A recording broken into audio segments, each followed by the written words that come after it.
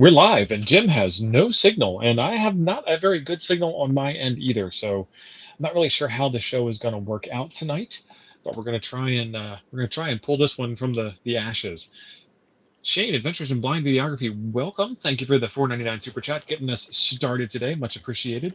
Are you going to be at Huntsville? Looking forward to having you not see me there. See what I did there, Shane? See what you did there? Yeah. You sadist. Right. Shane, he's an arrogant, sighted son of a gun. I am light dependent. I have my own disability. I cannot operate without light. Although I do a pretty good job in the middle of the night. I usually am about 99.9% accurate hitting the target. I've never had any problem hitting the target in the dark. I have proof. No, I wasn't talking about that target. Sorry, I was talking about something else that old men do in the middle of the night.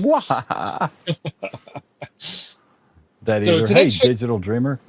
Yeah, tonight's show is about the LilyGo T-TWR. This one was sent in by KE0LFX Jeremy. He ran into me at Dayton, and he said, I got something for you. And I'm like, okay. And then he whips out his bag of tricks, and he reaches deep, and he pulls out this bright green piece of candy here, and this is the case.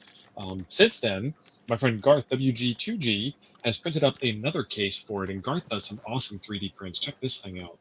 Multicolored. It's a Garth fancy. It's a snap-together case, and it looks kind of odd because this is a really odd-shaped radio. There's a 21600, I want to say, 21600, 21650 battery on the back side of the radio, and then there is a OLED on the front and a circuit board on the front, and we'll take a look inside here as well. So how is TO's video to y'all? Because you're 5x5 here. I mean, absolutely perfect. Not much to look at, but your video is perfect. Yeah, I don't have a whole lot of internet speed here because it is raining really hard outside, and I'm using Starlink, and there is no cell phone backup. So I don't know if I have enough speed to do this. But we'll talk about it at least and get y'all started. So it's a pretty cool looking little device. We've already done the teardown. This is what it looks like on the inside. This is an ESP32 chip, I believe. Yeah. And then there is an SD card right there. And you've got your little jog wheel, which is also a sideways push button, kind of like on your Nano VNA. There's a USB-C port because this is a modern non-Japanese radio, and they are allowed to use USB-C. Apparently, there's like some import-export restrictions on using USB-C on ham radio devices. Does it have HDMI? No, but it also isn't, doesn't have that need for it. There's the big old battery. This is, how many milliamp hours does it say? I don't think it says. 21700 is what it says it is. So this thing will probably power this thing for like a month or so. We put that in place. It has, I believe it's got a GPS chip on it. It has like an SI818 buried up underneath. That's that shiny metal thing underneath the black bar thing. Can you see it better on the other side? Thank you, Andy. He says the video is fine. So that metal shielded device there is probably an SA818. You can get this in UHF or in VHF. I recommend if you do get it, you get the VHF version because it's an APRS device and you'd want to talk on 144.390 in the US. I think it's 144.800 in the UK. So, get the one that works on your... This is not a mesh-tacular thing or a mesh-tastic thing either. Mesh-tastic. Yeah. So we have a couple of questions that were queued up before the show. Go for it. That we can use to warm you up, to fluff you about this dingus. Don't use that word. One completely unrelated. Have you guys reached a conclusion about the Quansheng UVK5? We love it. Is that the conclusion you were looking for? It is technically bad, but it's technically barely bad. We talked about this, I think. Yeah, you and I did. Yeah, it fails by the letter of the rule, but it fails so barely that no one could tell. No one no one could hear you scream. It's not a big deal. So every time you build a computer device or a radio device or anything at all, there is the tolerance band on the resistors or something along those lines, or you can put a capacitor in that's a larger capacitor than the one that you need to have in your circuit, and it will be just fine. So I realize that the instructions are written in black and white. However, does that mean that the rules are black and white, or are the rules kind of fudgeable like they are for everything else?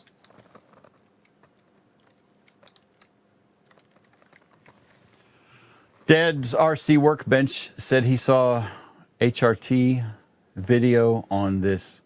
Who's HRT? Bill? Am I having a stroke? Ham Radio Tectonics. Bill. Bill. Yeah, Bill. Okay. I could not. I was like, who is HRT? Hostage Rescue Team? Right. I saw that. Yeah, book. Bill did do a video on this. He saw his video on this LilyGo T-TWR device using APRS, and it looks great and cheaper than a Pico. There's a lot of things that are cheaper than a Pico.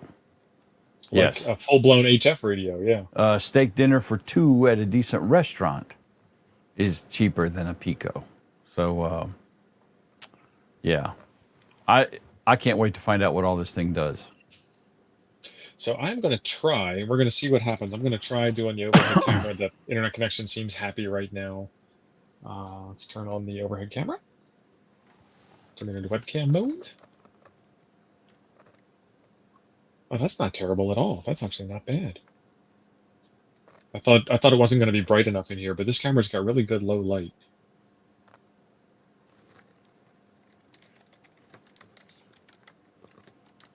And then all of a sudden it's gone. All right, I gotta reset my camera. Hang on.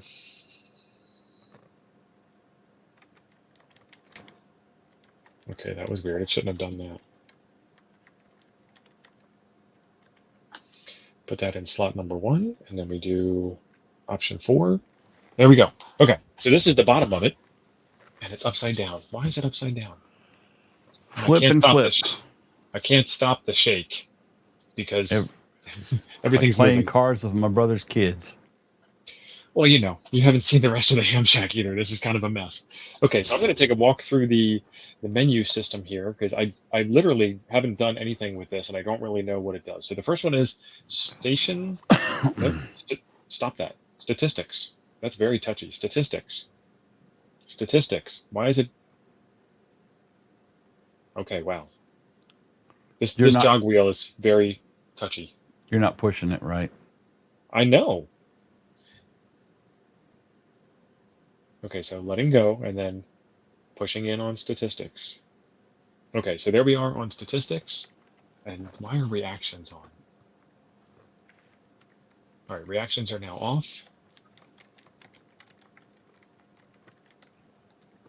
This might actually be better with this. So statistics starts with all TXRX, 2, and then everything's 0, 0 because I just turned it on. 2RF, 2iNet. So that sounds like iGating, like, from the internet to the RF and from the RF to the internet. And then the next option down is RPT Digi, which I would assume means Digipeat, and then drop error. And again, they're all zeros because it hasn't figure anything out. It does now have a GPS lock and it has a Bluetooth icon up there. Station list, I doubt I'm going to hear anything because I'm in a very weird spot of the world where there isn't a whole lot of traffic driving by on the highway. Let's see, GNSS information. This is the GPS. So there are my coordinates. Let's see if we can fix that brightness in a bit. Can you plus that up, son? The old-fashioned zoom. Yeah, the old manual zoom. Oh, that's better. Yeah. Okay. Yeah, boss. That's great. Okay. So that is a picture of a satellite. I take it. And then the number 12. So I guess I've gotten 12 satellites. Lat long speed is in kilometers per hour, and I'm going 0, which I would expect. My altitude is 323 meters, which sounds about right. Today's date, 8/5/2024, and the current time. That's pretty cool. System info.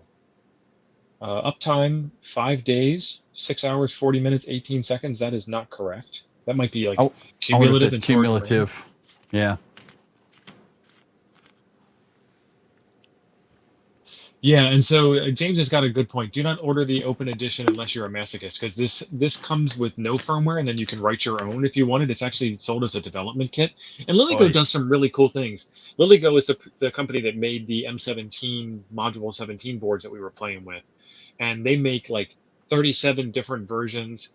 It's the status lights inside the case. 37 different versions of Meshtastic devices, including one with a full keyboard and screen, and then a couple of small ones, and one that uses the e-ink display. So RAM 108.4 kilobytes. That's a lot of RAM. So I'm guessing it was 128 total. Yeah. Static RAM is 8,000 kilobytes, so 8 megs, and the battery's at 4.05 volts. Settings, Wi-Fi, Bluetooth, RF, Wi-Fi access point. So I can put this on Wi-Fi? That's what it seems like, Oh, yeah. it is its own Wi-Fi. I would imagine it probably does both, and you can probably link to it. So if that is a TNC, that means you could use APRS FI on your phone, and your phone would act as your beaconing device and your receiver device, like I can do with the Pico. So right now, this thing is a Wi-Fi hotspot. Let's see if I can see it on my laptop. I cannot. SSID is enabled. It's called ESP32 APRS. The password is APRS TH network, and power is 44 dBm. Cooley has a question, which is What you got? kind of complicated for now, but he said his device manager detects his Heltec device, but the Meshtastic flasher does not see it. What is wrong? My first guess is he doesn't have it in firmware flash mode. It's got to be, it's like DFU mode, right? It's got a specific mode to put it in. That's my guess. I think that's correct. So this is Jeremy, the guy that sent it in. Yes, all rifles matter. I like your avatar. You can use the Wi-Fi for itself or for internet access via the iGate. Nice. It has a web GUI interface. If I can figure out how to switch this thing onto my Wi-Fi network, then we can look at that together. Now, what site is that on? Because I was going to pull up the web page for us. It is linked in the description down below, but it's LilyGo. If you just search for LilyGo T-TWR, and I pronounce this T-Tower. I could be wrong, but that's what I call it, because T-TWR plus is hard to say. I found it. Is that the plus? I don't know if this is the plus. I'd have to take it apart again. All right, let me see if I can.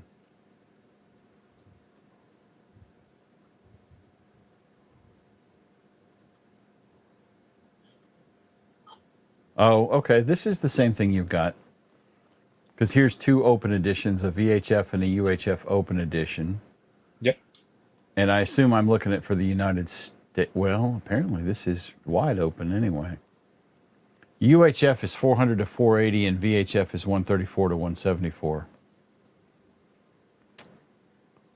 And that bad boy is $52.37.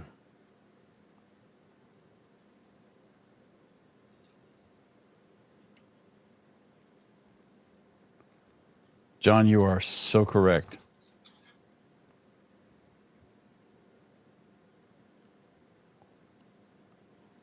You can't see the screen. I can. It has two different things that's going on, and one of them is a Wi-Fi station, and the other one is a Wi-Fi AP. And by the way, in case you guys are new to Nuggets, we don't know what we're doing on purpose. That's what we're gathered here today to do. So if you're watching and this is your first time, welcome. And don't leave any comments about how we don't know what we're doing, because that's the concept of the show. We do this together in real time. So I have the SSID, I have the Wi-Fi station enabled, and I also have the Wi-Fi access point enabled, and neither of them are showing up. So I'm going to disable the access point.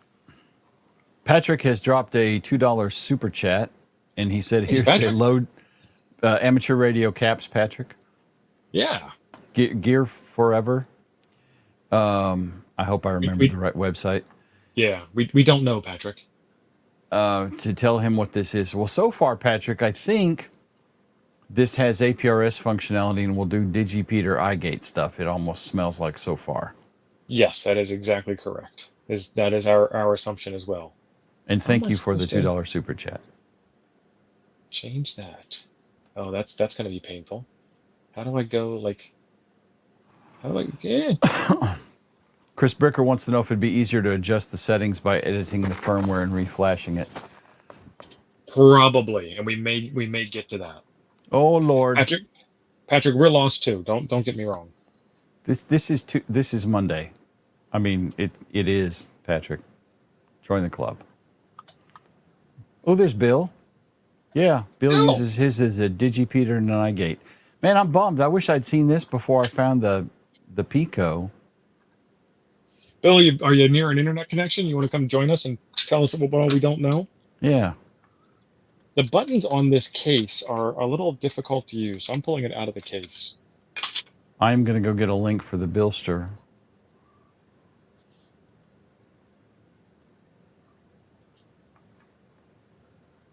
And I don't know if he is in.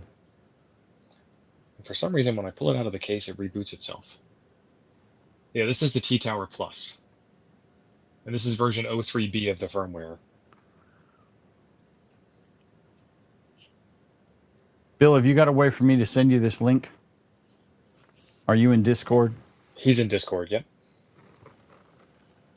He said he just climbed into bed, so he's probably had a long day. I did not need to know that. Okay, well, thank you, Bill. Thanks, but no thanks. Well, no, he said he'll chat as much as he can remember. But I'll chat you as much as I know. I mean, Bill, do you have pants on? Oh, he can't come online. Okay. No, that's fine. What he meant. No pants, apparently. Okay, so I've disabled the Wi-Fi access point. Let's enable the Wi-Fi. Let's disable the Wi-Fi station real quick. Mike is asking, have you consulted Manuel? No, we have not consulted Manuel. Not allowed. Great movie, if you're quoting what I think you're quoting.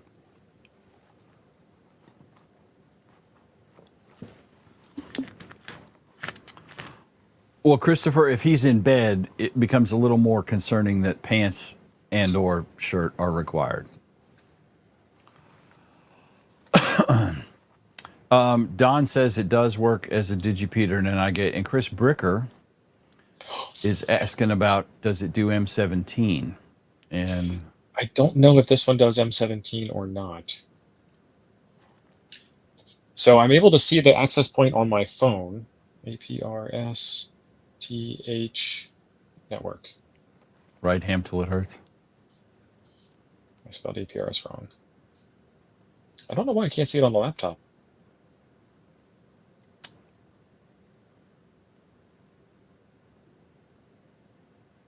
On your MacBook? Yeah. Your new MacBook? Yep, my brand new MacBook. APRS TH network.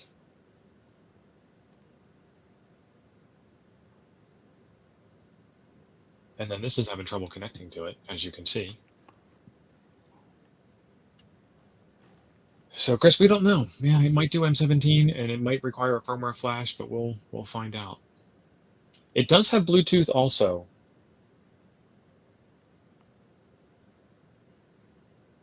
But I don't know if there's an app.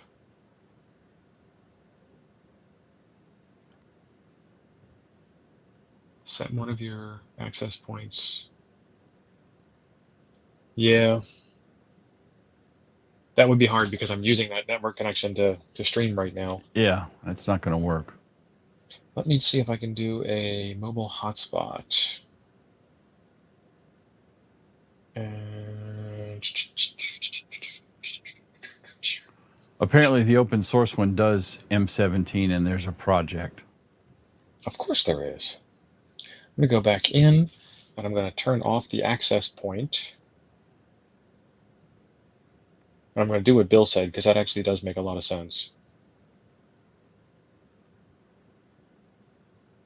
Wi-Fi station, and then this is going to be called APRS TH. and I can't spell. And then the password is APRS TH network.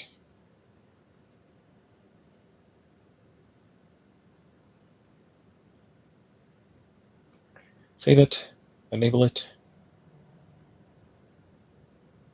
and then let's do 2.4 because I don't think this is 5. I'd be surprised if it was.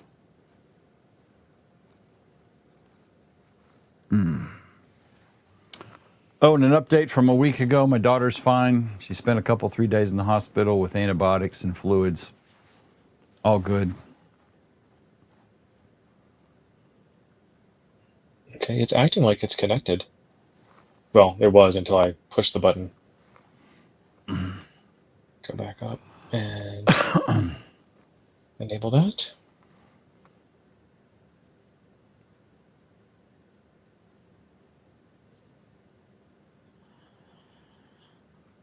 Eric's asking, he doesn't know if PCs use BLE.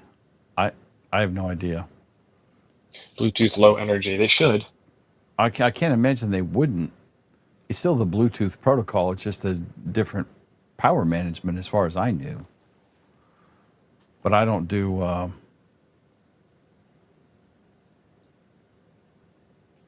Bill is saying to reboot the T-Tower.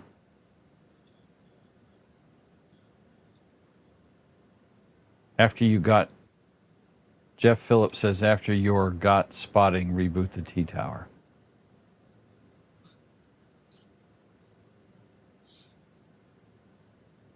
Is that your actual phone? This right here, yeah. Okay. Okay, now it says it's connected, I think. I wonder if that's a thing. What thing? You needed to reboot it after you connected. That's kind of weird. I didn't reboot it, though. Oh. 192, 168, 156, 218. Write that down somewhere, Jim. 192, 168, 156, 218. Okay. Yeah, thanks, Jim. I couldn't pass that up. All right, let me just grab a screenshot of that. Okay. All right. Because now what I need to do is I need to pull that up on a web browser.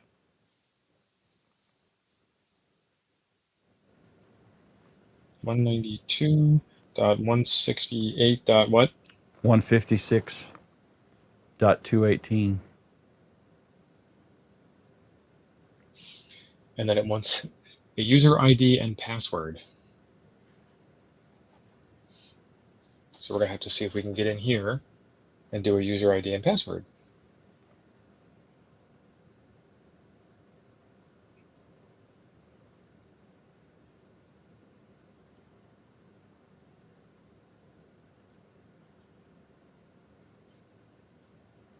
Eric said the Pico is BLE and it only works with his phone. I've never tried that, Patrick. I've got a Pico, which I think is very, very cool. It's like carrying around a gold bar, though. I'm afraid I'll drop it and lose it. But I've only ever tried to use it with my phone. That's interesting. It's got a QR code on there. I bet that's perfectly scannable, too. Admin. Thank you, Sean. Okay. Did Shane ever say he was going to be at, oh, look at that. At I didn't Huntsville? see it. I didn't see it if he did. What's that look like, Jim? That looks like WRT54G from Linksys. It looks to me a lot like, yes, it also looks a lot like the Pi-Star. Oh, yeah. Okay. Yeah, it does. All right, so we are in. This is the web server that is on the T-Tower. How many radios do y'all have that have built-in web servers? 0? Right. So there's the dashboard. I was going to say 1 because the Flex does, but it doesn't. Yeah, it's an SA868 VHF chip inside is what it's saying. Yeah, now I see the Pi-Star resemblance, very much so. 144.390 on the screen. So you could probably If you look on the dashboard, it looks like it's going to give you a list of the last heard messages. Nice. This is pretty slick. Radio, iGate. This looks much cooler than my Meshtastic and cheaper. And I want to tell you, damn it, I'm going to have to order one of these suckers right now.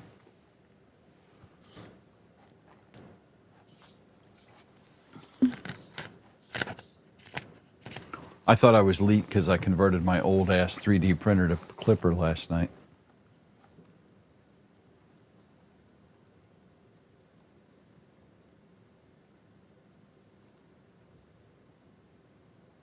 So iGate mode, RF to iNet, switch RF to internet, iNet to RF, timestamp.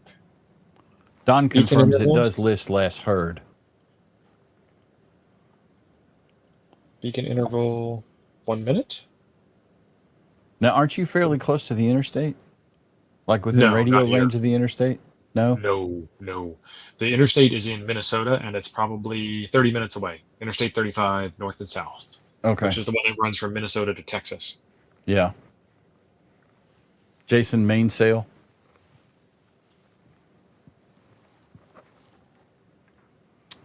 I have a longer LK1, which is the same as the AlphaWise U20. It's a 300 by 300 by 400 bed slinger.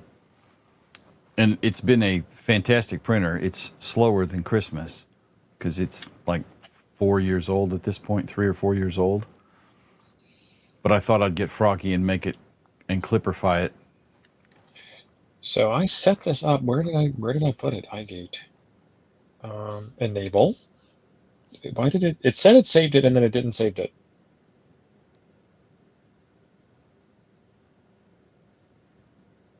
So I'm going to try this again, because once we get this thing set up as an iGate, you guys should be able to send me messages, because my phone is acting as a router to the internet to here. Yep. And then to there. And I'm pointing over there at the T-Tower thing. KM9G-1.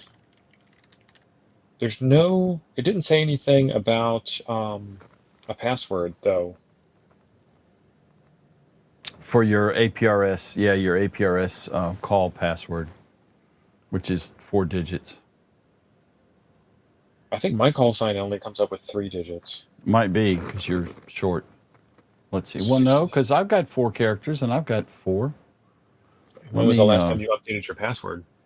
I mean, you can go to the website and put mine in. I think mine's like 433 or something like that, off the top of my head. You can't update your password. It's a generated one. I was wondering if you had updated it from your last call sign to your new call sign. Oh yes, yeah. Because it's just like a lame old passcode. Radio? Yes, yours is 3 digits. Do you want me to paste it or just tell you? It's public information, but I don't need it because there's no place to put it. Ah, it's got to be in there somewhere, dude. I agree with you 100%. Jimmy, this is an APRS development radio circuit board thingamajig, and it is pretty slick. So far, we're still trying to figure it out. And so I am using my phone as a hotspot to connect the radio itself so that I can do all of its programming and whatnot. Jimmy is apparently my brother in gadgetry. I have no need for this. I don't want this, but I'm going to probably buy one. This is using aprs.dprns.com, which is not the normal aprs.is or whatever. So let's go back to the dashboard, see if it's... Oh, there we go. Look at that. We've got messages. Sweet. So any of y'all want to send me a message, KM9G-1. One. Why am I getting all of these? Like, those are a lot of... KN4VA, that one makes sense. I think that's a call sign that I recognize from the show. AC3IK, isn't that Ed? That's Philly Ed. Yeah. I recognize that sketchy son of a gun anywhere.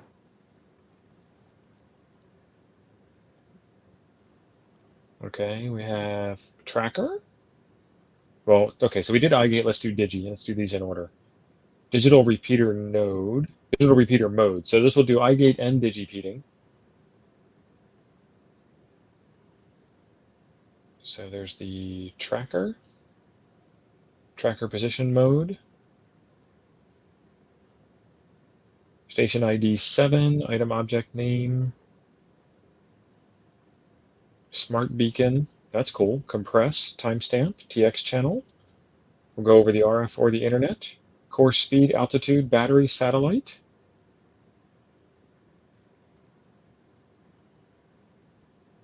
VPN, this thing has a VPN.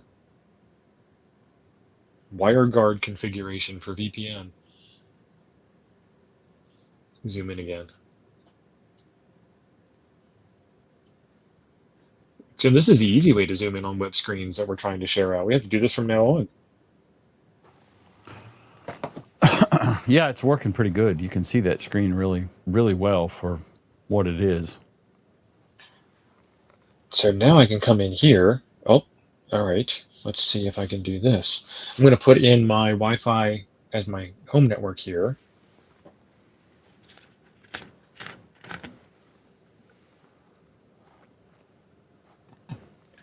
And it's set to enable.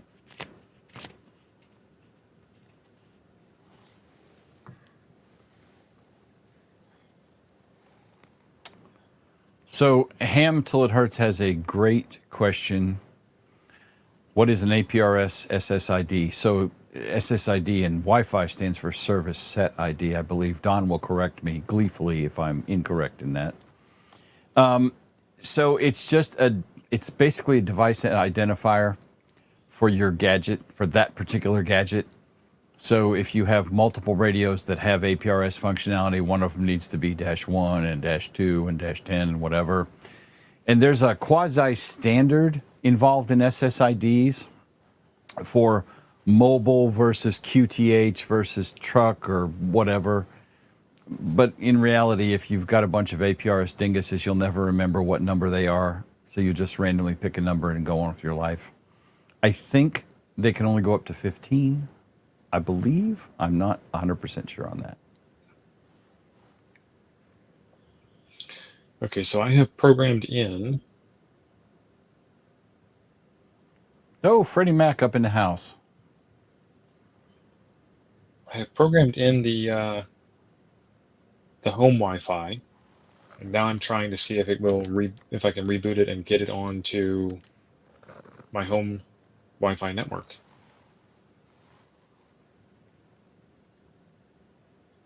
You said -1, right? I did. Okay. I sent you a message. I don't think it went. So all of the messages have reset. So there's not a whole lot of them on here now. I would send you one with my FT5D, but I'm not sure I am smart enough to figure out how to send a message with this thing. Okay, so JD sent one. LilyGo website won't load. We have nuggets them. Oh yeah, because I got to turn on APRS. It's like 6,000 settings to turn on. Yes, never mind. I'm already tired. I really don't care. Yeah, and my Pico is out in the truck. I'm trying to do it. I thought I could do it through the FI app over the internet, but it doesn't seem to want to go. Yeah, so there's station number 2, and it's supposed to be there. I don't see a reboot button inside of this device. I see this system reboot button, but it's red and doesn't do anything. Look at that. Push the big button. Nothing happens. Maybe something did happen. Something happened on the screen.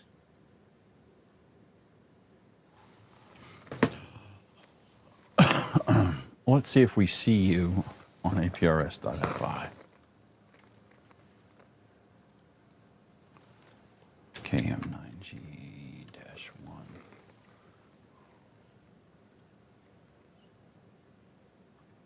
Yeah, I'm not showing up on my Wi-Fi router.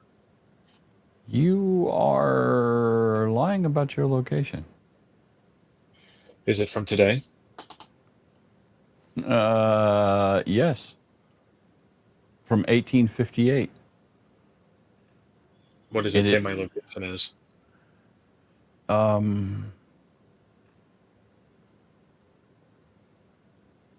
Malaysia somewhere. Let me Jeremy's see. saying it's slow to reboot, so I manually rebooted it, so we'll see. Burma, Thailand, something like that. Makes sense. APRS.FI is thoughtfully putting all these country names in their own writing, and I can't tell what the hell that is. Yeah, I did notice that when you go to APRS.FI, if you move over the country, it changes to that country's language. Yes, it's annoying. I mean, these people should all learn to speak English, for crying out loud. The universal language. It's either Laos, Cambodia, Burma, or Myanmar, whatever they call themselves this week. I'm not really sure. Right, I know it's not Vietnam.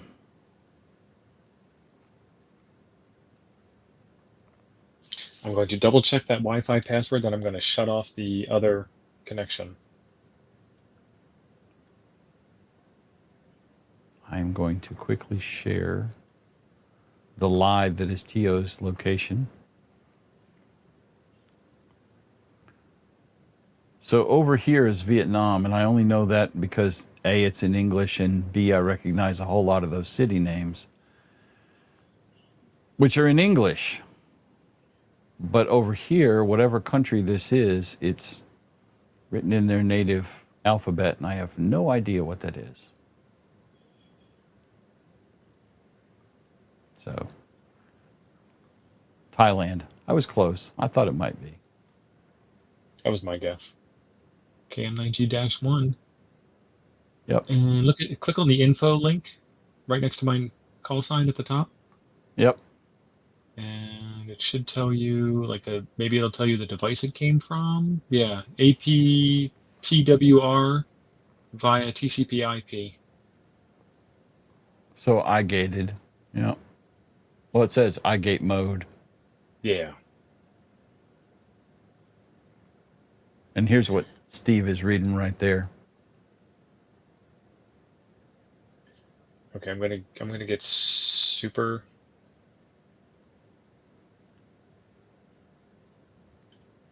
All right, we're going super risky now. Why is that working? That shouldn't be working. I have turned off the access point that I'm using right now to do this. And I hit the apply changes. It said it was successful. Now I'm rebooting, and we'll see if it comes back up. And then I can share the screen out a little bit better.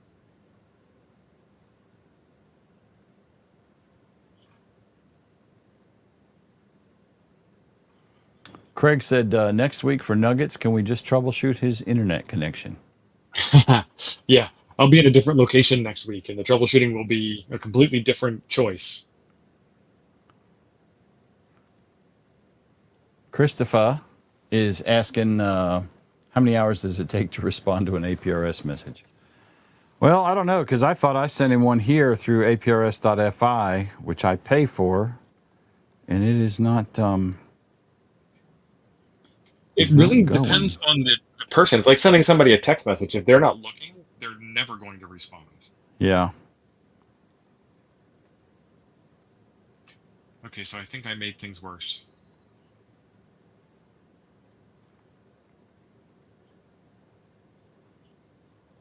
I think this app is... Go ahead.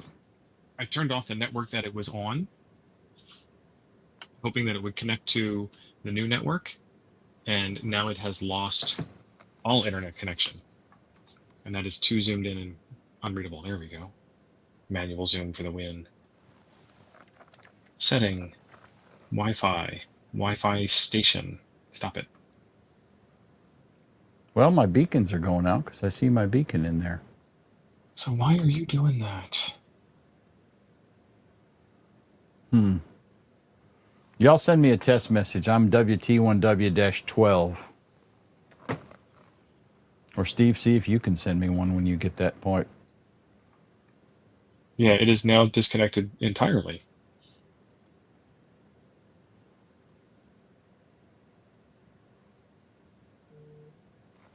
Oops, somebody hit me. Oh, good day, Christopher. All the way from Australia. We can't get the Minnesota to Alabama connection working, but I got one from Oz. Oh, yeah. They're coming in all over the place now.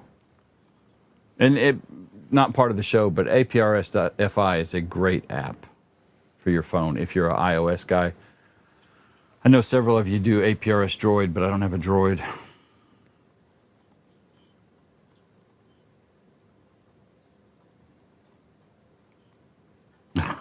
Joe Brett, you're married, you shameful hussy.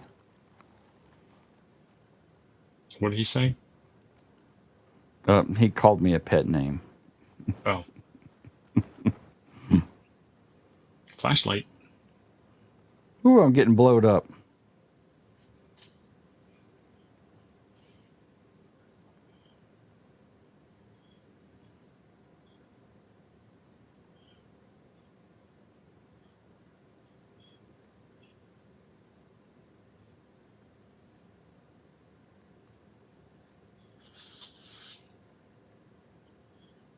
All right, we done screwed it up.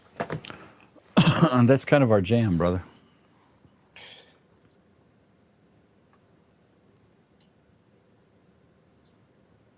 See, this is the Wi-Fi station that I've got it programmed into.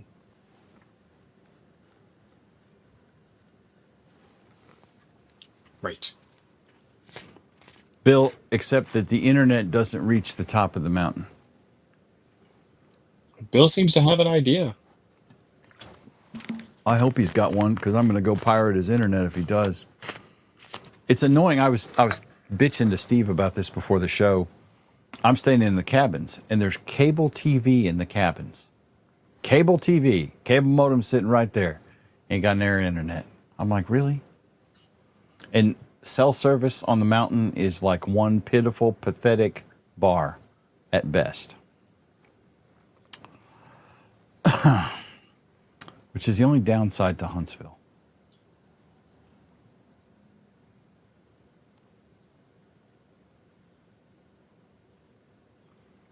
Christopher mentions, have you touched the APRS settings before? He saw no call listed in the website. I did, and I fixed it once, and now I can't go back and prove one way or the other. Don said OTA update, Starlink. over-the-air update. Too many trees, Donald. Yeah, way too many trees. But you'll be able to, like, I don't know, like have asynchronous Discord type chat. Yeah. Transactional stuff. You ain't moving any data for reals, right? Amateur Radio Caps, Mr. Patrick is asking, what are the little white solder points with the white labels on the left side of the board? These are GPIO pins, and I can read it better on the camera. Because this is an ESP32 chip, so these are probably exported GPIO pins for so the ESP32. They've exposed all the GPIO, so you could do some wild stuff with this. Yeah. And cool. This is considered a development board, so they've done everything they can do to make this developer friendly, so you can play around with it. And I've wanted to play with one of these for a long time, so I'm very happy that Jeremy let me have this one. But I can't figure out how to get it back to working. Excuse me. Save load. Is there like factory reset? That's what I was looking for. Factory reset. I don't know if that actually did a factory reset or not. Bill, I am going to hang out with my fellow hams. I want to hang out with you so we can get bond on the internet and get on the internet. I'm going to get on Bill's internet.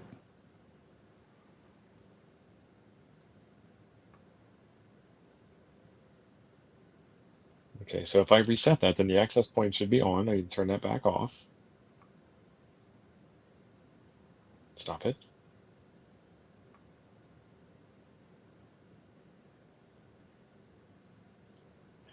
And the station, stop it. I rotated the wheel while I was pushing the button. Okay, so that is enabled. Good. Bill says there are multiple firmwares to different things with that unit. Bill, it's not connecting back up to my Wi-Fi's.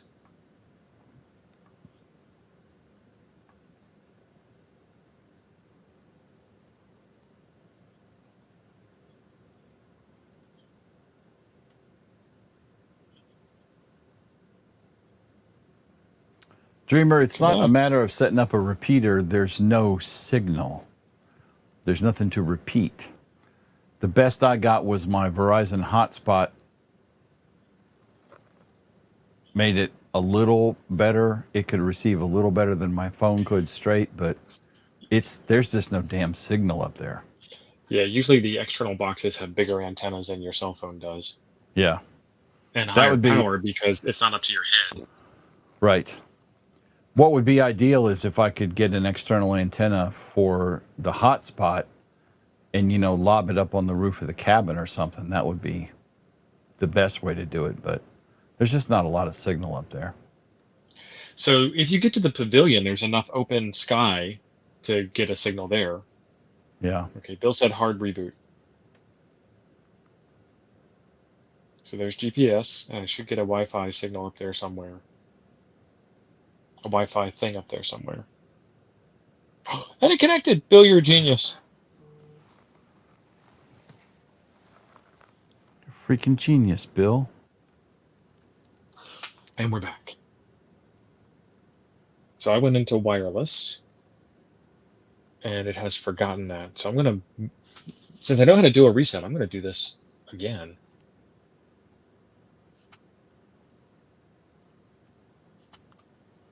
Maybe it's case sensitive. It shouldn't be, but maybe it is. And not the password, the SSID name.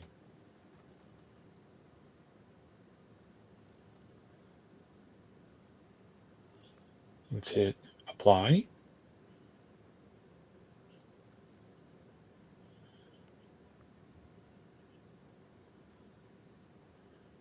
And then let's do system.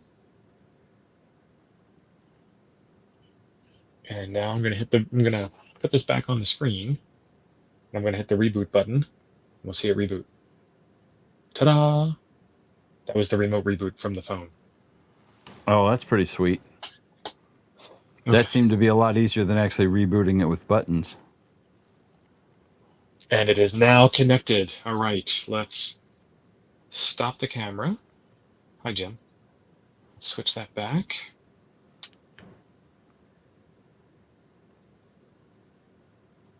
Give me an IP address. There we go. 192.168.1.122. James dropped us a $2 super chat. If it ain't broke, it will be. Awesome. Okay, so now I can share this screen out a little bit better. Thank you, James. Present, share screen. This one. Bill said he's not that smart. He's nugget fumbled with this for hours before. Welcome, Bill. You're among friends. Bill, you are our spirit animal. Okay, so now you guys can see the screen a little bit better. Yeah. Instead of me sharing out a video recording of my phone. Okay, so under radio, all that stuff looks great.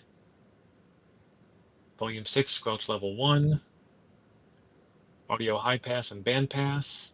That's cool, you can configure those. iGate, this is where I've done a factory reset, Christopher, so this is not what it was before. What were we gonna say, Jim? That's on narrow FM. I thought, is APRS narrow? It's a 12.5 kilohertz, so yeah. Okay. I couldn't remember off the top of my head. Seconds. Location is GPS based. TX channel is internet. I don't know what PHG stands for. Where? On my screen it says PHG. And 80 watts. I don't think this radio can do 80 watts. Antenna gain is 6 dBi. Oh, this is just for reporting. PHG. It's an APRS thing. So if I change this to percent 80 watts, height above ground? I don't know. Practical height above ground? I don't know. Yeah. Could be. But it's a calculation of all of these. My antenna direction is northeast. Jeff Phillips said that's the station info for the network. Yeah, that was what I was getting at. So we'll turn that apply changes. Those have been set. Go back to the dashboard. Eric said power height gain. So yeah, it's a derived value based on your settings. Joe Brett said that too.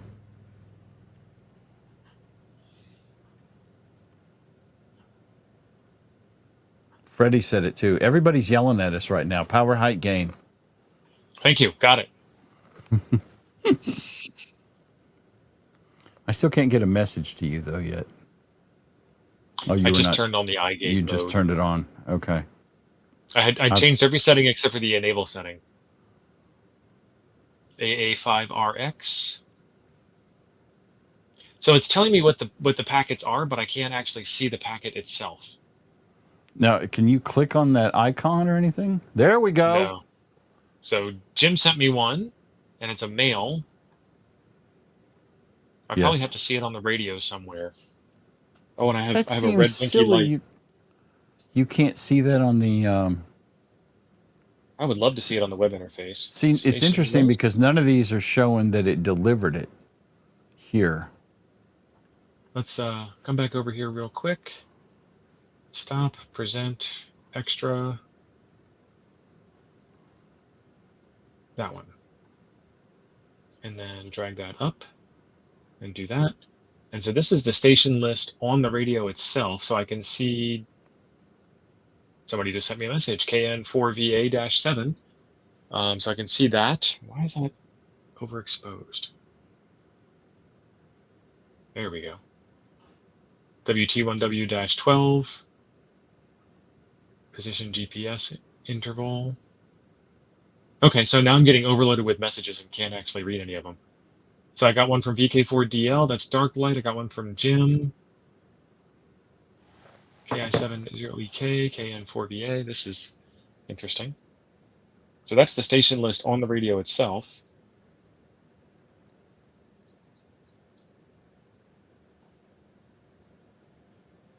Okay.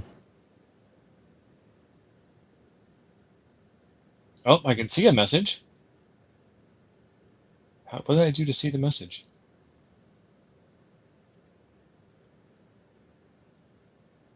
Christopher says, I saw a message from Christopher there. It said, "G'day." That's what I got.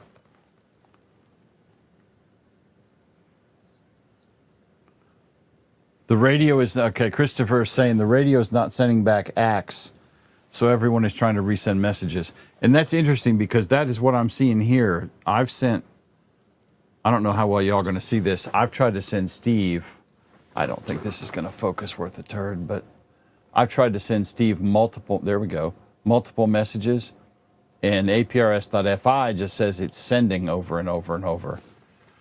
So it says trying to deliver 1 of 6, 2 of 6, 3 of 6 for all of them. None of these acknowledged. Now, I sent one to some other people, and it came back pretty quick that it was delivered. So I'm going to look for an acknowledgement setting in here somewhere. See, this is Joe Brett, and I replied to him, and it came right away and said delivered. That's because Joe Brett's special. Public safety bros. Digital repeater mode, so I'm not doing digipeating locally. Okay, hang on. You're back to no call and disabled again. This is the digipeater thing. Oh, okay. Not gotcha. The iGate. So the iGate is KM9G-1, and it is enabled. Okay. I'm looking for where to go to send acknowledgements. To ACK. Mm-hmm. So I've got RF to internet, internet to RF. Timestamps. Yeah, there's nothing in here about an acknowledgement. So we go into Digi. Nothing in here about acknowledgements, tracker. This is all beaconing, smart beaconing, etc. So I'm going to do enable. Colin, I thought so too, my friend. I was pretty sure it was wide. I don't know why it'd be 12.5, but Steve said it was. So it's this. No, I was reading what the setting was. I wasn't declaring truth. Oh well, see, that's not what Colin and I thought. But I made the mistake of thinking I was wrong. And that was a mistake. So you thought you were wrong once, but you were mistaken? Truly. Okay, so radio, and y'all want me to change this from 12.5 should be 25. Should be 25. Apply. Which is probably partially why we're not getting ACKs, because you're not able to. Well, that's RF analog stuff, and you're getting it over the iGate anyway. I don't know. I'm reaching.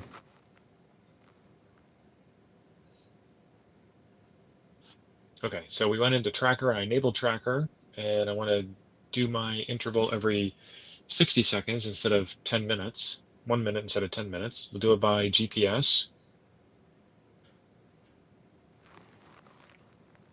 Apply. James said APRS Droid timed out on him too, but he saw his call sign pop up on your screen. Timestamp. Let's turn the timestamp. So that's kind of on. same thing I'm seeing too. Yeah. TX channel, RF, and internet. And I can't apply the changes. Off. Can't apply the changes.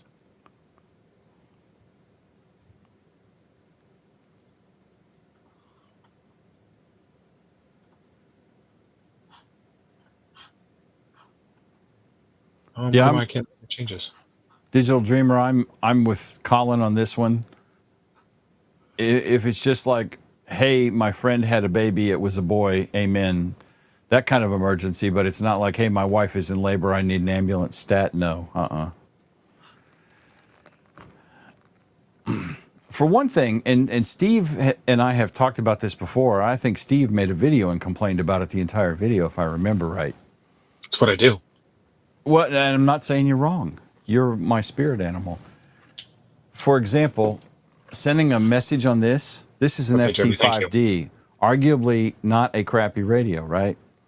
The interface for this is so archaic, I could die of old age before I could get a message sent out.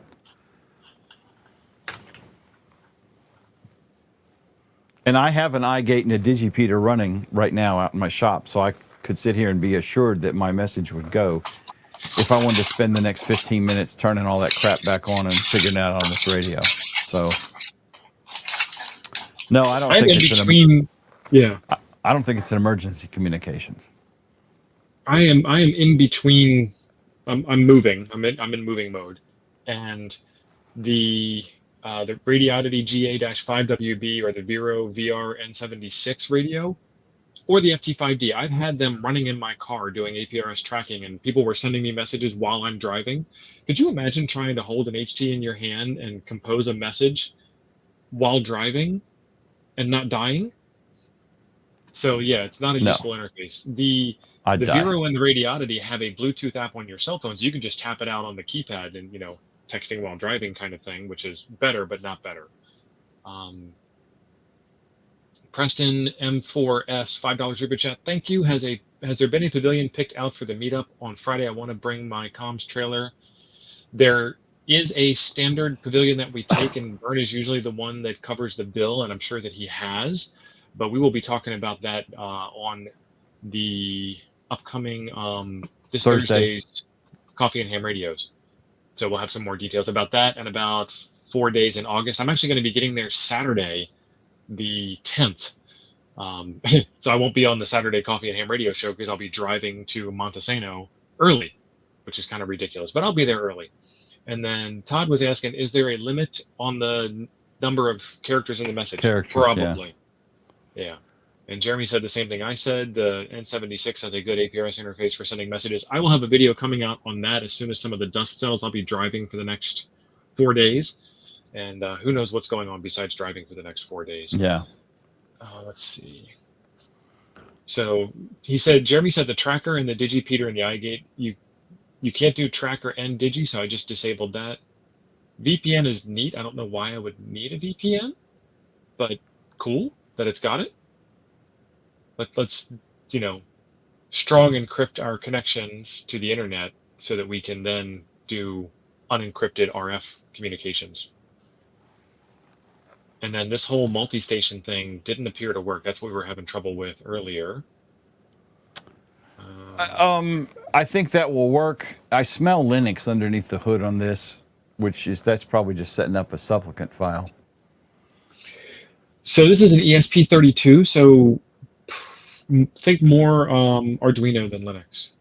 Okay. Microcontroller, not no microcontroller, not SBC. Yeah. Okay. Yeah. So it has NTP functions. Bangkok. I am not in Bangkok. Let's go to. Is that time right? Yeah, it is.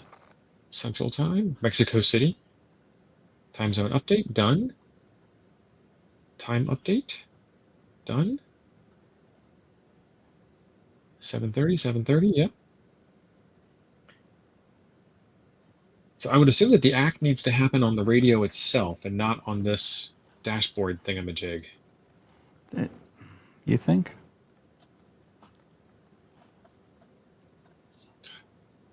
"13 packets from N9BAV. It would be nice to be able. I wonder if this is just like not implemented yet in the firmware.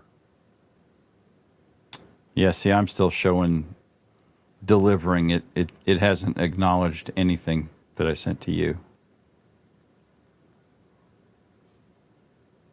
And it should. I don't know why it doesn't, but it should. Yeah, I am seeing your messages come through on the radio. Yep. All right, so we're going to share this tab out instead. This is the T-TWR website, and this is linked in the description of the video for IoT projects, navigation, geolocation, emergency situations, etc. The price isn't bad for everything this thing can do so far, and since it's programmable, you can, you know, update it and fix it. And there should be more stuff out. If you need technical support, you can get a quicker response on GitHub. We'll look at GitHub in a second. Instructions before order. Christopher says he thinks the ACK is part of the messaging app. And the messaging app. Does APRS ACK on iNet or just RF? It should do both. I thought it did it on both, yeah.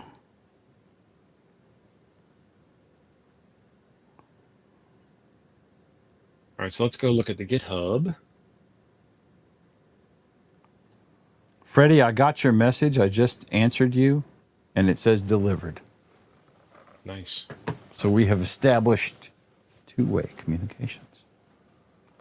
So the LilyGo team looks like they're pretty awesome in terms of radio type, technology type stuff. Now, Chris Bricker says the 2.1 revision is cheaper. 2.1 revision? I don't, where do you get the 2.1 revision?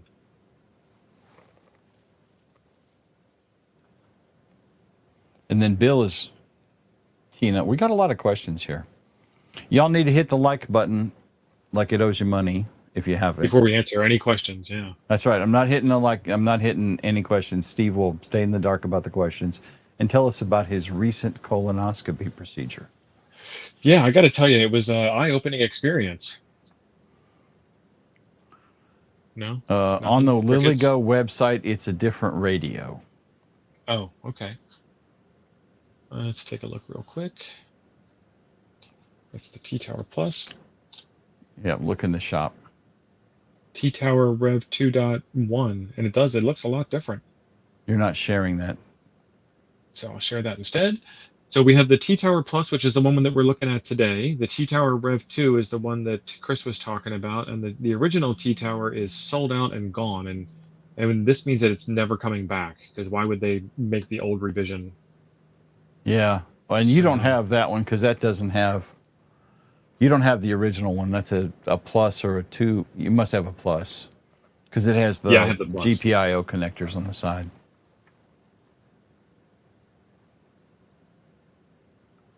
Bill is asking what kind of firmware we're using. Whichever one it came with. We haven't gotten into firmware updating yet. Because that would mean compiling, Bill, and that's always... Next time on Ham Nuggets, we compile software on Raspberry Pi 5. Right. Oh, another message. Jim's message again. I love the fact that this thing has an iGate built into it. That means I can actually do something with it. Anyway, that's what I'm saying. That functionality is what's in the $400 Pico, dude. I'm kind of pissed off right now.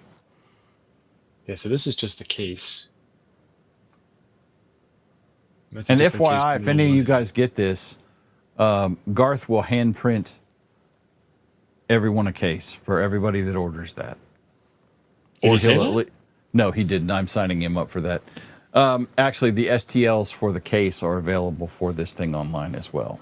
So if you are into 3D printing or have a friend, you can get a nice case printed for this. So Jeff is saying, thanks for keeping the spirit of experimentation alive. Jeff, we appreciate it. Thank you. $10 super chat. Much appreciated.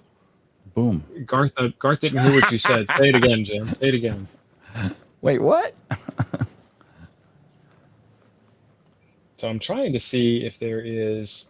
All y'all that are in Huntsville, I expect you to come find us. We'll be playing radio at Campsite Steve, 3. whatever.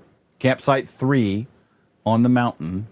I'm getting up there Wednesday. Sparky will be there, like, apparently all week. I know Short Florida Todd is going to be there. In case there's any people watching, most of my friends, but we're going to do it this way. Most of my friends are armed and dangerous. Because now you know where I'm going to be, you know when I'm going to be there, you know how to find me inside of the campground. You have to go through the gate. There are guards. The guards do actually like us. So, yep. Monitoring. We'll be heavy. 146.52. Yeah. We'll be heavy. That's right, Jeff. I expect to see you and Tom. I've got to coordinate with you guys anyway. We have some logistical things. It's not a threat for the people that get easily offended. It is just news. It's just information. Do with that information as you see fit. Lucas said he's in 13. Lucas, hopefully they changed out the mattresses since T.O. and I were there. Yeah. That's all I'm saying. Yep. That's all I'm saying. And I'll be in cabin 14. So if you're cool, you can hang out. If you're an annoying neighbor, go irritate people in cabin 12. That's all I'm saying. Okay, so there's some stuff on here on starting. What do we got? We have T-Tower Rev 2.1 and T-Tower Rev 2.0, but that looks like it goes to the new device that y'all just found.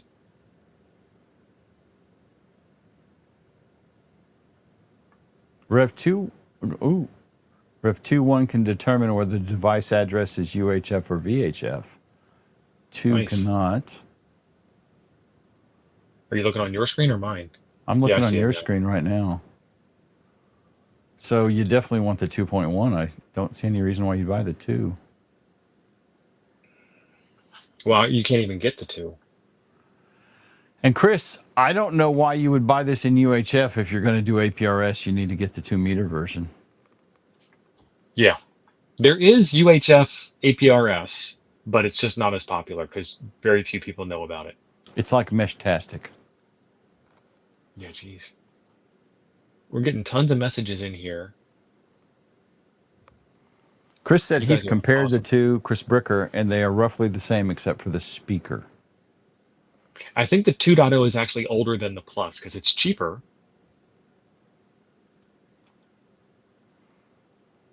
Yeah, I can't do anything with this. I can go look on APRS.fi and read the messages there.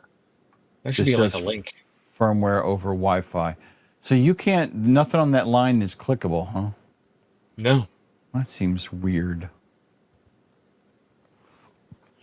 So this is the weird part about ham radio stuff in general. Like, I have to already know what this thing is and know what it does in order to do something with it. And if I don't know what it is, what do I do? Like, I guess I have to read. I'm trying to catch up with the chat here. Yeah. Right, Bill? That is what Steve is saying. Armed and friendly. Until unduly provoked. Yes. Judicious use of defensive tactics are appreciated. Don't make me defensive, angry. Not you offensive. Wouldn't like me when I'm angry. I barely like you when you're not angry. Right? I can't tolerate you most days. I don't think you like yourself when you're not angry, let alone when you're angry.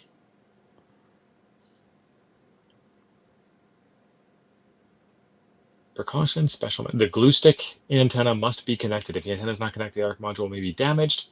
Yeah, so that's the thing with these newer, in a box devices like the Meshtastic stuff.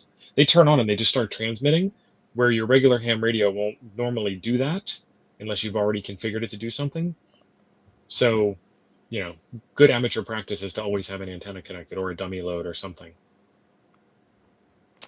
Michael said you have the 2 unit, the 2.0 unit. Is that a question or he's telling me? That sounded declarative. Okay. And KE0LFX, what was his name? Jeremy. Jeremy. Have I met Jeremy? Probably. You'd recognize him if you've seen him. Okay. Jeremy's saying if you connect APRS Droid to TNC BLE and the device, you can use it to send and read messages, which is what I do with the APRS Pico. So yeah, this does all the stuff that the Pico does. Okay, let's fire up APRS Droid then. Well, I don't use Droid, but I use APRS I mean, FI. I do. Yeah. There's one in every family. Preferences? And what did he say again? Bluetooth something or other? If you connect APRS Droid to TNC BLE, so you have to have your TNC enabled in your dingus. I have to have my TNC enabled in what? Somewhere you've got to have a TNC enabled. That should be APRS Droid. I think, is what he's saying. APRS FI is my TNC, I think. No, it's the Pico, so I think it's going to be on the LilyGo device. I'm going to enable. You should be seeing this screen now. Yep. All right, I'm going to enable Bluetooth Master. It's going to be called ESP32 APRS. Mode TNC is what he's saying. Done. Submitted successfully. Okay. So now you should be able to point at that with APRS Droid and use the LilyGo as your TNC. Let me see if I can find those.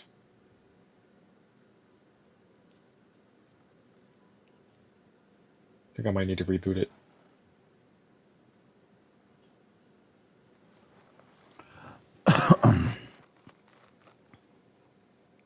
Yeah, I'm going to need to reboot it.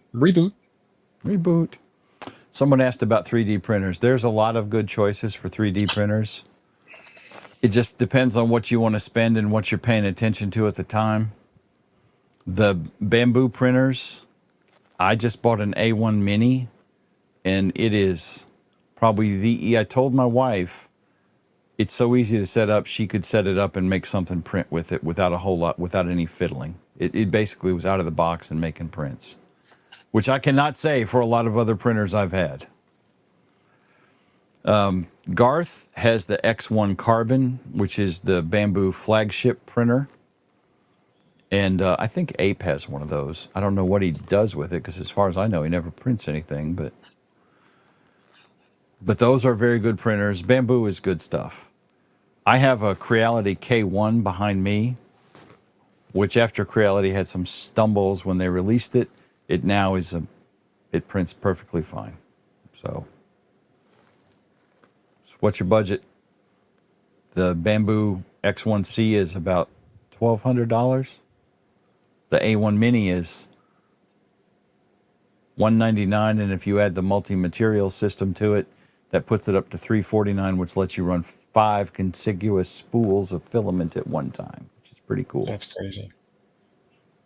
Mm-hmm. Okay, let's go to remove that. Put that Chris, I gave away my Ender 3 because it pissed me off so much. I was tired of messing with it. Okay, so this thing is in Bluetooth mode. Where do I go in APRS Droid to turn on? I'm not seeing anything. And when I try to connect to the LilyGo radio, it says an app is needed to use this device. So I'm in here, and now I'm not seeing anything in here that says Bluetooth. I see this connection preferences. All right, put in your validation passcode for one, because you probably haven't done that. Yeah, 480. Yeah, you did. Okay, good. Yeah, I've used this before. Okay. TCP server, Naver radius, packet filter. Yeah, but I don't see anything about Bluetooth. Well, I don't think it cares about the transport. Well, I mean, I need to tell it. No, it's going to treat it like a network connection, and it'll route it the right way. You shouldn't have to tell it Bluetooth. So APRS Droid is just going to magically know that there's a Bluetooth device sticking out there that can speak APRS. I'm pretty much guessing, but yeah. It would make sense to me. I don't know why you'd need to tell it Bluetooth. Well, no, you got to pair it. You've got to pair it. Never mind. Now you're thinking. I don't use APR. I don't use Droid, so I'm like, I don't know. I was thinking about it like Bluetooth. a network connection. Yeah. Just think Bluetooth first. Yeah, brain fart. You're thinking too hard in the wrong direction. Mm-hmm. That, and I'm low on Diet Dr. Pepper and Newport right now. Eric Yeah, I said see it should nothing ask you in to choose a modem, which is, yeah, that makes sense. where? If you go to connection preferences, is it under there, Steve? Connection preferences, connection login, connection protocol. There it is, TNC, and it wasn't TNC, it was TNC2, I believe. Let me look at the website. TNC2, yes, sir. TNC2. I can't see what that Yes. pop-up says. It's the weird thing that Androids do with their Bluetooth stuff. Now we're getting there. And then Connection type. channel. Yeah, so connection logging protocol, connection type is Bluetooth SPP. Sure. Sure. TNC TNC Bluetooth device. keep this on client mode. TNC Bluetooth device. I don't have a paired device because it wouldn't pair. Stupid So Tesla. yeah, you're going to need to go out and get the pairing to work first. Well, when I tried to pair, it said nope, don't do it. There it is. See, now I can pair it. Okay. I can't help it, John. Every problem in the world can be solved by the OSI model.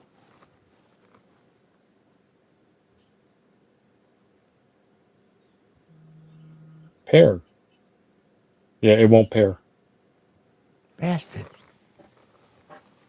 I mean, it can see it and it tries, and it asks me if I want to pair, and I say yes. We've made progress, but not enough. Okay, but hang on. Is the LilyGo in pairing mode? I doubt it. Well, there's your problem.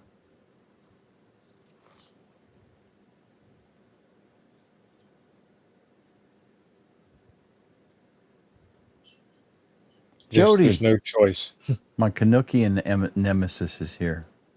There's no choice to go into pairing mode. Put in a pin other than 0. I mean 1, 2, 3, 4. Yeah, you're asking an awful lot of a one-wheel interface. Hell, put in 1. I don't care. That's what I'm doing.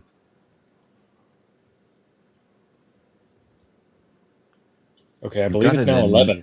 Okay, 11's good. 11 works. But I would think it needs to be able to go into pairing mode because it's not looking for...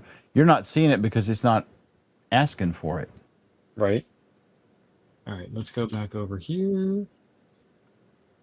Let's apply change. Submit it. Bill, I don't know.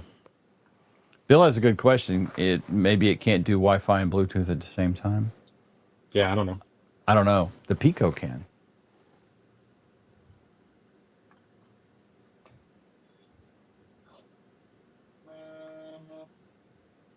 Pairing, yeah, it doesn't ask me for a password.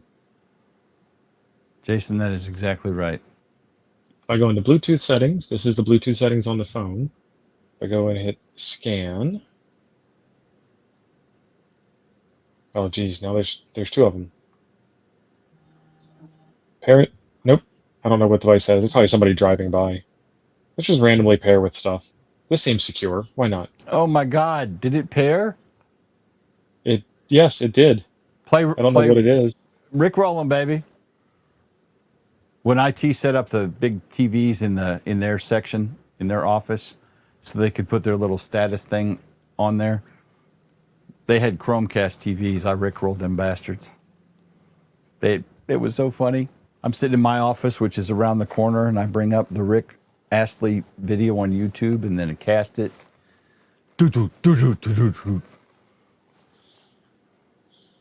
Start tracking. Wow, I got a message from Cyber Jason. I get them on my watch too.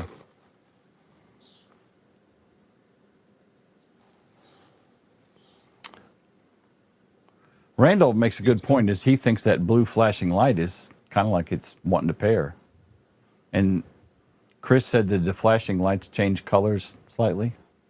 They do. Red when I get a message, green and blue. Okay. So, see, I've got Bluetooth, cloud, and GPS icons at the top here, and then Wi-Fi also. Okay. Preferences.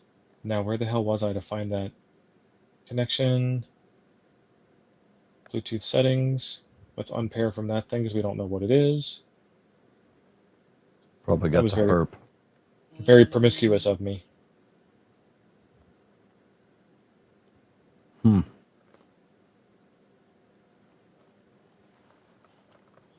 It may also be way too busy receiving all of these messages from people. It ain't receiving them from Bluetooth. No, I'm saying this might be too busy to process the Bluetooth pairing request properly. Joe Brett said the Lily screen just did something. Yeah, But I mean, it does that all was like, kinds of. it's Yeah, flashing up that was every time he gets a message, and yeah. that was Joe Brett time ago.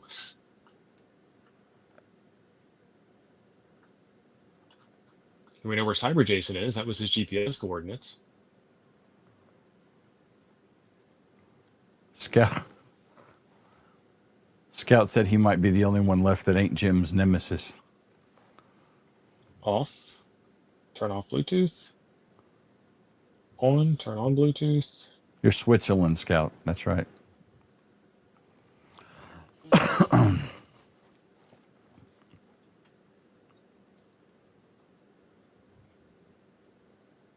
It's Ed getting in the way again. It's me beaconing. Damn Ed.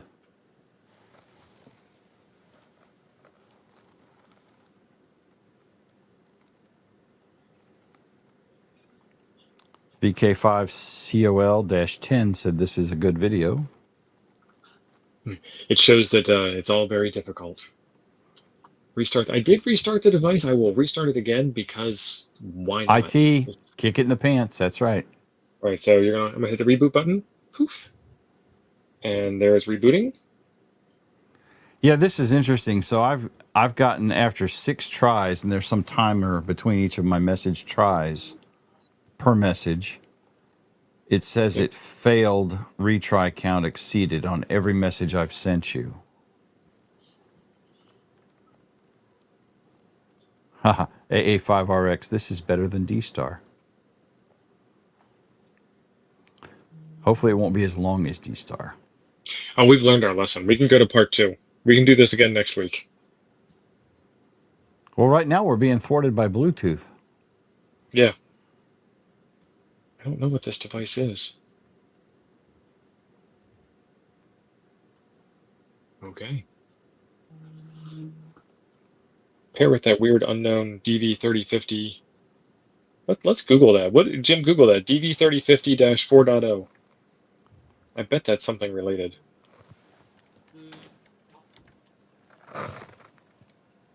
Why not promiscuously pair with stuff live on YouTube? Michael, I can change it to... That looks like an entertainment system. It's probably the TV in the other room or something. I don't know. Yeah. For a Furion DV3050. Furion is a... oh, I know what that is. Furion's an RV brand, so it's the radio in the other room. Yes, it's a 2-zone entertainment system. Yeah, it's the camper stereo. Joe Brett got it. Oh, now I don't feel so bad about being promiscuous. Yeah, still can't pair with it in KISS mode, but I need to reboot it also. Several of our viewers knew what that was. I had to Google it. I had no idea. That's the thing that drains your battery when you're not using your camper. Right. They will not pair.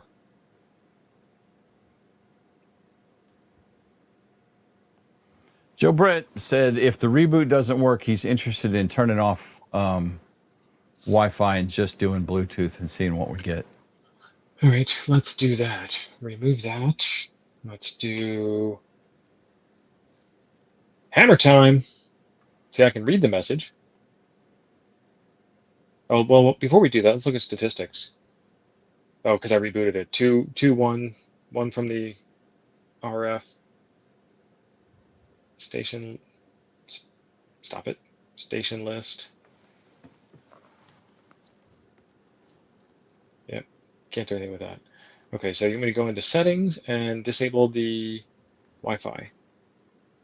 Wi-Fi AP is off. Wi-Fi station is off. Bluetooth, all that looks good. Let's change the power to its maximum power setting. Oh, and I just screwed it up. That's okay. Now it's ESP32 APRS.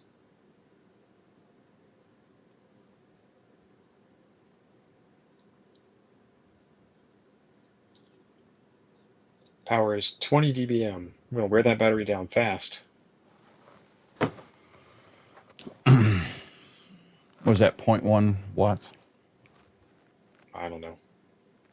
1 watt? Above, I can't remember. above my pay grade. 20 dBm, I think that's 0.1 watts.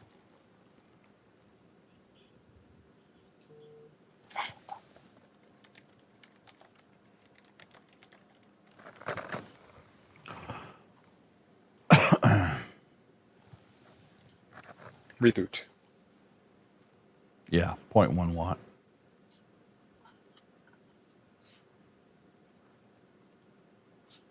Okay, now let's go back into Bluetooth on the phone. Details. Nope, still can't pair. Same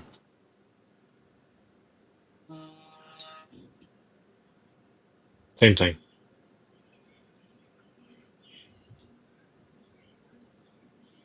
William Hendrickson is throwing you a softball in the chat, Jim. Yeah, I saw I was going to type. I didn't want to interrupt you too much while you're trying to pair. I was thinking, well, you need to get my daughter on here so she can show you how to pair Bluetooth devices. Right? This is ridiculous. I mean, I have successfully paired plenty of Bluetooth devices. You paired a stranger Tesla to your phone, but this dingus thwarts us. William, I am either using the Kronos, which is our prototype full power vertical, which is out in the front yard, or I'm using the DX Commander, which is in the backyard, and I run the radio at 100 watts on FT8. FT8 was about the only thing that was working this weekend, too, because I tried to do some poto hunting Saturday and Sunday, and I couldn't hear nothing. It was horrible. But FT8 was just jamming, but the voice part of the band was total shite. And Sean says, scan again, you changed the name. Yeah, I did. You're right. However, I had to reboot it again. Let me get the camera back up. And Jody said he wonders if there's a mandatory 4-digit pairing pin. And Eric said basically the same thing, quad zeros. Yeah. So I did all that reconfigure, and then I did the reboot. And then up here, you see this Bluetooth icon? It's a little blurry. In between the Bluetooth icon and the GPS icon, there is a cloud icon, and that did not go away. And see how it says AP now? It's in AP mode, and it shouldn't be in AP mode because I turned that off also. But now we have the ability to scan again. And it's still scanning. See if that changes. I think they're onto something with the 4-digit code, bro. Well, we'll change that in a second. I guess I can do that while it's doing that. And think about queuing up for a show on this next week as well. Yeah, definitely. Bluetooth. Okay. Because I'll have mine by next week. Right. And we can play with it together. So the SSID name for the Bluetooth did not change.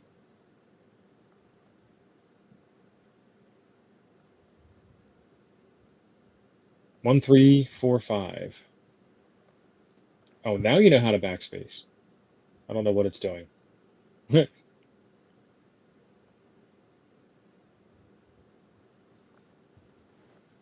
Okay, 13455. It's now got a 5-digit code.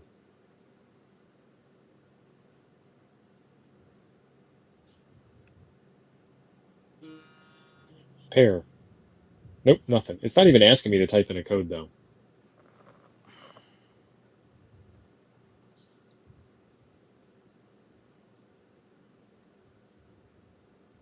System.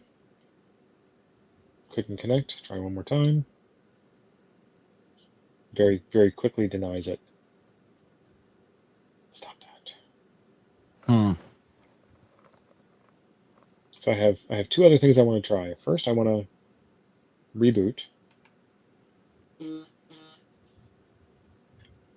And Kyle's stream is starting. Go see Kyle. He wants to talk about getting and staying on the air with CW.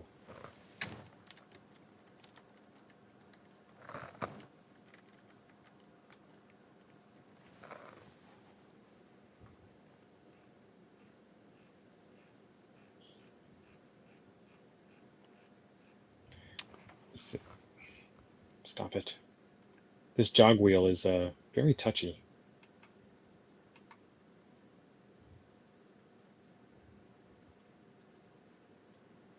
Yeah, it forgot the pin again.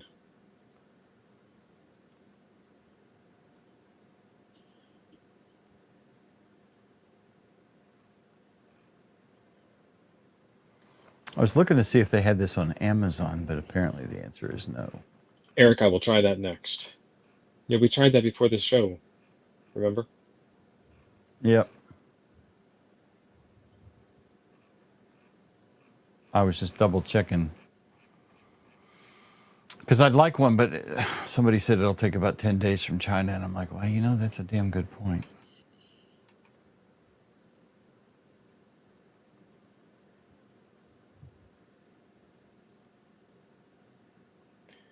I don't know if I can put this on 000.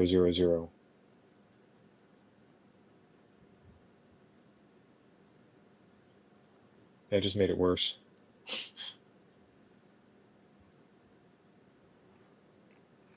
They have mesh-tastic devices. Dot. They do. They have tons and tons of mesh-tastic devices. Yeah. Wow.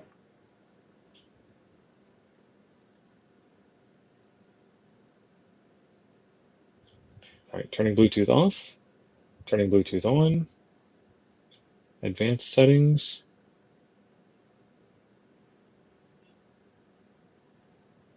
Yeah, there's nothing in there about Bluetooth low energy or whatever. I was thinking you might need to be on this Bluetooth screen in order for it to be in pairing mode.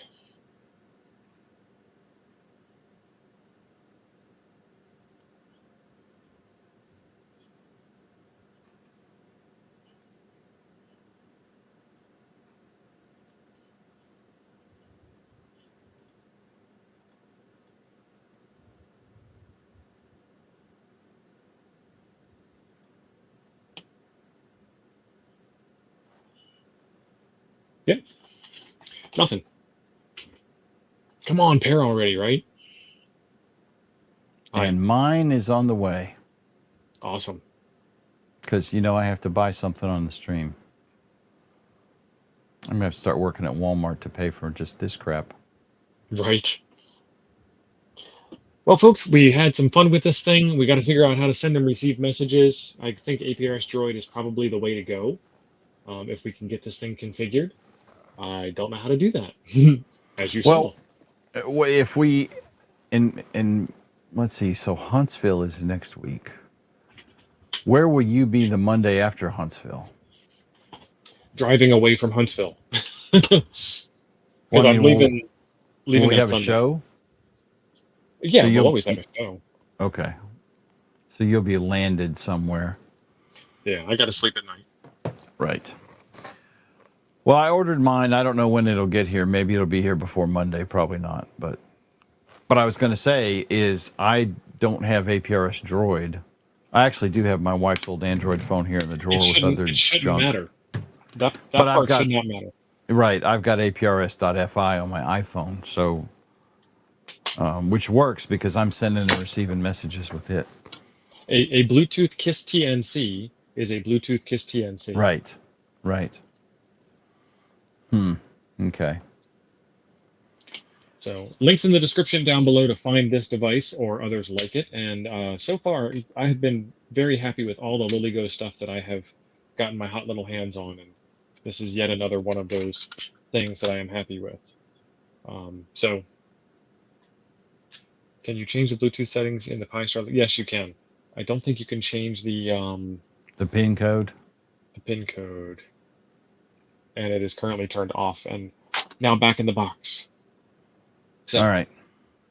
I'm hitting the button. Thank you all. You guys are amazing. You guys are awesome. We will see you Thursday on Coffee and Ham Radios, where we talk about our plans for Huntsville Hamfest. Thank you, everybody. See ya.